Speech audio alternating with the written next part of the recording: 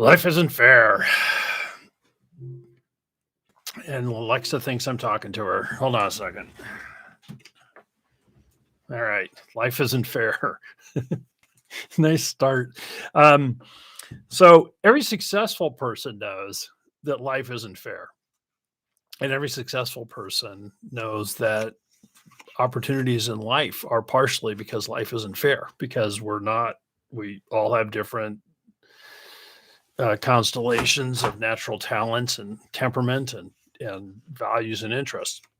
Um, and the opportunities, reside in unfairness in one way. That's one way of putting it. Um, but what we're seeing more and more today than ever is a capitulation on the part of people in power to the opinion of some that something isn't fair. And overwhelmingly, it's not a majority of people. It's a relatively small number of people who say this isn't fair. Mr. Ms. Politician, you need to do something. And what's the only way that you can solve that politicians solve things? Politicians solve things by taking things from one group or person and giving them to others. In court, same thing in a judgment. Something is taken from somebody and given to somebody else. Nothing new is ever created. It's always about reallocating assets or resources. In some cases, it's about lowering standards in under the guise of fairness. But the only way that you cannot operate that way and improve performance under the guise of fairness, the way we're operating these days is to lower and lower and lower performance under the auspices of fairness. So when people in a healthy way use the word fair, what are we talking about?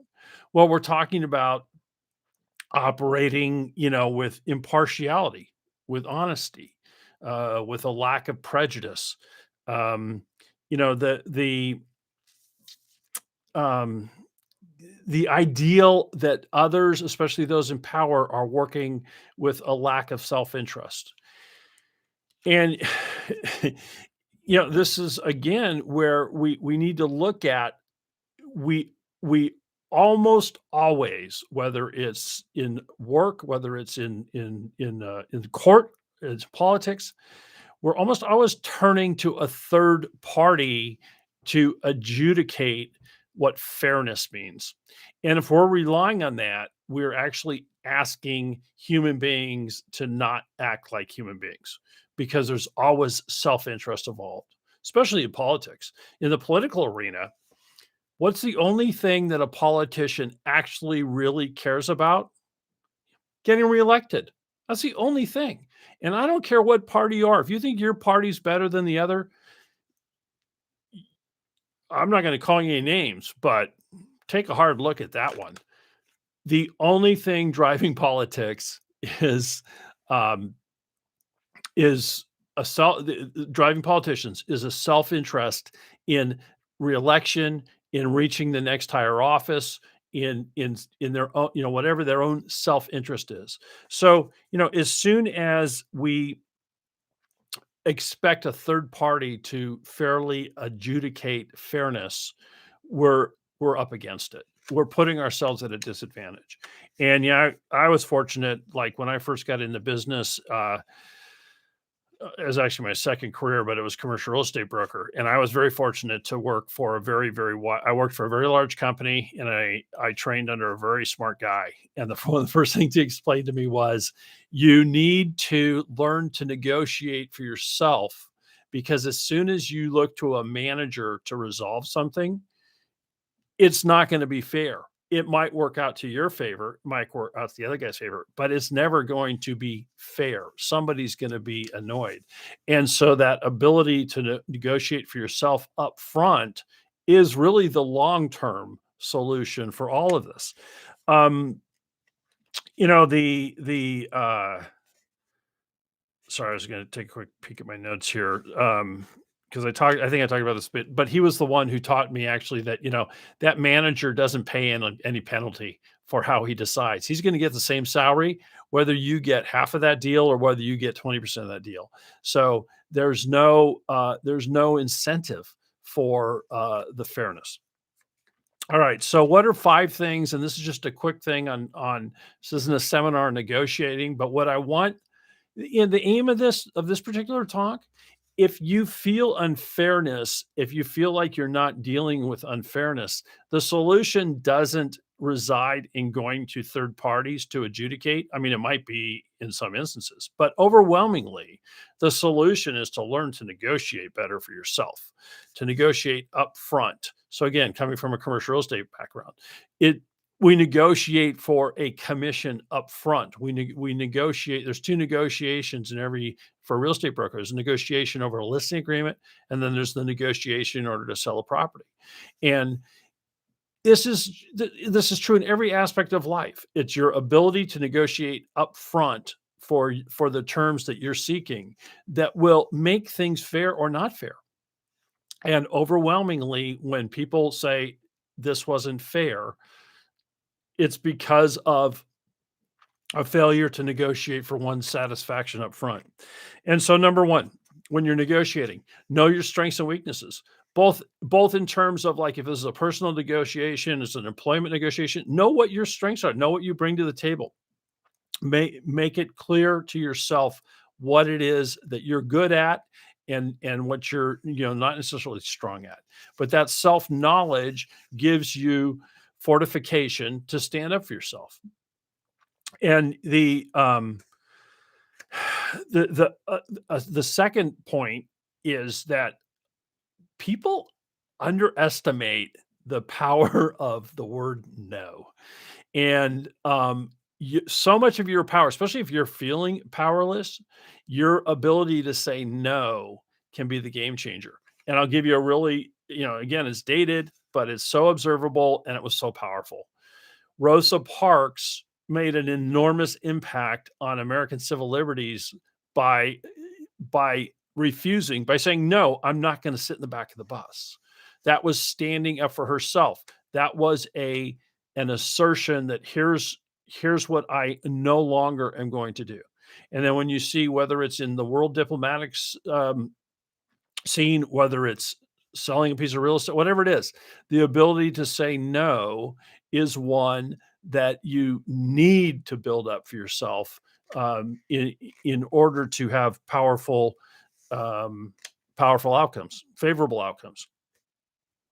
The next thing that I've experienced when I'm coaching people that feel like they've been treated unfairly is succumbing to the pace of another person, the pace or the bluster of the person with whom they're negotiating.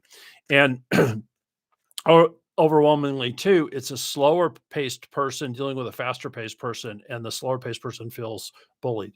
And what you want to do there is just settle into your own pace and don't allow yourself to try to adjust to that other person's demands or that other person's pacing, because you'll lose your footing. You won't be able to keep up, and you will inherently start negotiating more poorly for yourself. So make sure that you do that. Number 4, this doesn't have to be adversarial. A powerful way to approach is win-win. And I've talked about this in previous videos. Win-win is a fool's errand if you're not dealing with a stand-up other party. Like you may or may not agree with this, but so win-win came out of a Harvard professor, I don't know, 30, 40 years ago.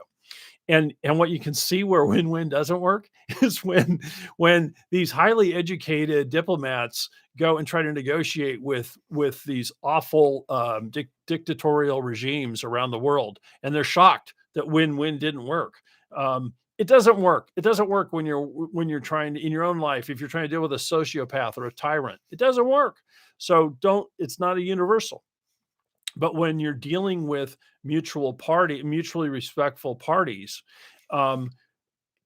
this comes back to your ability to express win-win also goes back to that first point of knowing yourself, knowing what you bring to the table.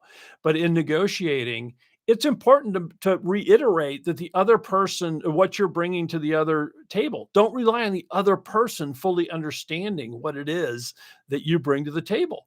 You need to be able to explain that and to stand for it and basically say, here's what I'm bringing. Do you want a piece of this or not? Oh, you do? Okay, well then let's keep negotiating. Let's negotiate for mutual satisfaction. Um, and then the last point in negotiations is don't take anything personally. And this can be really hard sometimes, especially like if you've got ongoing relationships. You're like negotiating for a raise, or you're negotiating for a promotion. All these kinds of things. It's easy for some in certain situations to start taking things personally, and as soon as you start taking things personally, you're compromising your power. You you need to develop the frame of mind, and it's a decision. It's nothing more than a decision. I'm not going to take any of this personally. And the most effective negotiators in the world, you almost think that, and some of them are actually sociopaths, but the most effective negotiators in the world have no attachment, have no personal attachment, don't take things personally. And so even in your own not that there aren't world leaders watching this video, but in your own domain of negotiation, just every minute, and this remind yourself, don't take this personally, and pin a note on your or write on your hand that when you look at it, go, yeah, don't take this personally. This is awful. I don't like this, but I'm not going to take it personally because as soon as I do, I'm going to start losing. I'm going to I shouldn't say losing. It's going to start becoming unfair. It's going to become unfair. And so the bottom line in all of this is if you feel like you have been treated unfairly, there may or may not be something to fix there. But I always urge, one of my core beliefs is move on, move on, move on, move on, get better for the next time. And so in the world of fairness, life isn't fair. Accept that. But you can move forward, be happy, be productive by getting better at negotiating for yourself, by knowing, and by going through those steps and knowing what it is that you want. And remember that as soon as you're expecting a third party to decide what's fair, buckle up because some unfairness is about to happen. I'm Robert J. Conley. I hope this helped you. Take care.